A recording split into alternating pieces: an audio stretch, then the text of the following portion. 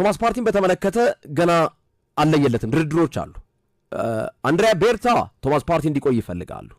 ተጨማሪ 2 ዓመታት በተጨማሪነት እንዲሰጠው ይፈልጋሉ።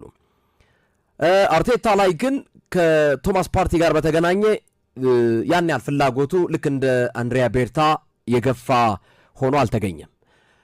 ስለዚህ የቶማስ ፓርቲ ጉዳይ ኦልሞስት ሊለቅ የሚችልበት እድል እንዳለ አንዳንድ መገናኛ ብዙሃን እየዘገቡ ነው። ሊቆይም የሚችልበት እንዳለ ሌሎቹ እየገለጹ ነው።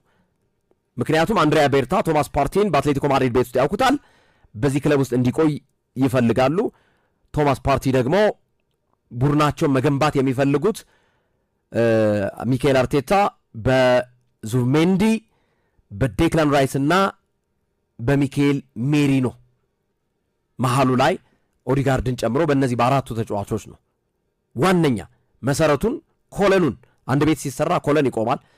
ስለዚህ የሚካኤል አርቴታ የቀጣዩ ዓመት የአማካኝ ክፍል ኮለን ዋነኞቹ ዴክላን ራይስ፣ ሚካኤል ሜሪኖ፣ ዙቢሜንዲ እና ኦዲጋርድ የመሆን እድል አላቸውና ቶማስ ፓርቲ በአርቴታ እምብዛም ነው የሆነ ያለው ተፈላጊነቱ።